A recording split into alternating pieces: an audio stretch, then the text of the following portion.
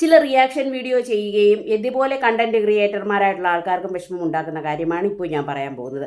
അവർക്കൊന്നും പിന്നെ നാണം കെട്ടവൻ്റെ കോത്തിലൊരു അരയാലി വിളിച്ചാൽ അതും തണലെന്നും പറഞ്ഞ് കൊണ്ട് നടക്കുന്നവരായതുകൊണ്ട് അവർക്കത് വിഷമമാവുമോ ഇല്ലയോ ഒന്നും എനിക്കറിഞ്ഞൂടെ. എങ്കിലും എനിക്ക് പറയാനുള്ളത് ഞാൻ ആരുടെ മുഖത്ത് നോക്കിയാലും പറയും. പണ്ടവരുടെ ഒരു സ്ഥിരം കണ്ടന്റായിരുന്നു നമ്മുടെ രേണു സുധി എന്ന് പറയുന്നത്. മരിച്ചുപോയ കലാകാരൻ സുധിയുടെ ഭാര്യയാണല്ലോ രേണു സുധി. രേണു സുധിയെ അറിയാത്തവരായിട്ട് ആരും കേരളക്കരയിലുണ്ടാവില്ല. പക്ഷേ അന്ന് അവർ ചെയ്യുന്ന ഓരോ റീൽസുകളും നോക്കിയിട്ട് അവരുടെ ചുണ്ട് കണ്ടു, അവരുടെ നെഞ്ച് കണ്ടു, അവരുടെ പുക്കിള് കണ്ടു, പിന്നെ അവർ മറ്റേത് കാണിച്ചു, മറിച്ചേത് കാണിച്ചു, അത് കാണിച്ചു, ഇത് കാണിച്ചു എന്ന് പറഞ്ഞ് ദിവസേന അരി മേടിക്കാൻ വേണ്ടിയിട്ട് അവരെ അങ്ങ് കഴുമരത്തിലോട്ട് കയറ്റിവിടുന്ന അണ്ണന്മാരും ചേച്ചിമാരും ധാരാളം ഉണ്ടായിരുന്നു. എന്നാൽ കഴിഞ്ഞ കുറച്ച് ദിവസങ്ങൾക്ക് മുമ്പ്, അതായത് 2-3 ദിവസത്തിന് മുമ്പ് അവർ സോഷ്യൽ മീഡിയ വഴി പറഞ്ഞു അവർ രോഗബാധിതയാണെന്നും ക്യാൻസർ പേഷ്യൻ്റ് ആണെന്നും. അതോടുകൂടി അന്ന് റീൽസുകളും അന്ന് നിരന്തരം റിയാക്ഷൻ വീഡിയോകളും ഒക്കെ ചെയ്തിരുന്നവർ കുറേ നേരം വന്ന് അങ്ങും ഇങ്ങും എത്താത്ത കുറേ ന്യായീകരണങ്ങളൊക്കെ നിരത്തി വന്നതും നമ്മൾ കണ്ടതാണ്. അതോടുകൂടി അവസാനിച്ചു. ഇനിയെങ്കിലും ആ കുട്ടിക്ക് സ്വസ്ഥമായിട്ട് ആ ചികിത്സിക്കുന്ന കാലയളവിലെങ്കിലും ഒരു മനസ്സിനൊരു സമാധാനം ഉണ്ടാവുമെന്നാണ് ഞാൻ വിചാരിച്ചിരുന്നത്, അല്ലെങ്കിൽ എന്നെ പോലെയുള്ള ആൾക്കാർ വിചാരിച്ചിരുന്നത്.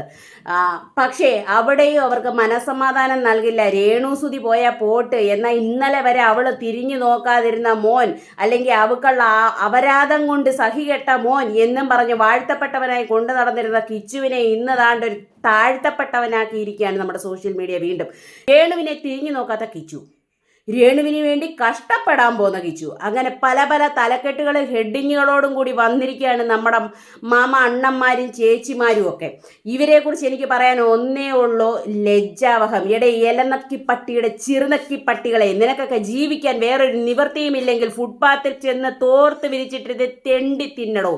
കാരണം ജീവിക്കാൻ വേണ്ടി കഷ്ടപ്പെട്ട് അവളാൽ കഴിയുന്ന പ്രവൃത്തി, അവൾക്ക് ഭയങ്കരമായ ആഹാരവിടവോ ആരോഗ്യമോ ഒന്നുമില്ലാതിരുന്നിട്ട് പോലും അവളെ കൊണ്ട് സാധിക്കുന്ന ഒരു ചെറിയ ജോലികൾ ചെയ്ത് ഈ സമൂഹത്തിൽ പിടിച്ചു നിൽക്കാൻ വേണ്ടി വളരെയധികം കഷ്ടപ്പെട്ട ഒരു പെൺകുട്ടിയാണ് രേണു സുധി. അപ്പോൾ അവളുടെ പ്രായം തൊട്ട് ശരീരം തൊട്ട് അവൾ ചെയ്യുന്ന ഓരോ പ്രവൃത്തിയിലും കുറ്റങ്ങൾ കണ്ടെത്തി അതിനെ വിറ്റ് കാശാക്കി ഇന്നലെ വരെ പുട്ടടിച്ച് കുടുംബം നോക്കിക്കൊണ്ടിരുന്ന നാറികളെ, നിനക്കൊക്കെ ഇനി ജീവിക്കാൻ ആ കുട്ടിയുടെ രോഗം വേണമോ, അല്ലെങ്കിൽ ആ കുട്ടിയുടെ കുടുംബത്തിലുള്ള ബാക്കിയുള്ളതിനെയും കൂടെ ഇനി നിനക്കൊക്കെ വളമാക്കി ജീവിക്കണമോ? എങ്കിൽ നീയൊക്കെ ഒരു കാര്യം ചെയ്തോ, പോയി തെണ്ടിക്കോടാ. നിന്നെക്കുറിച്ചൊക്കെ എനിക്ക് അതേ പറയാനുള്ളൂ.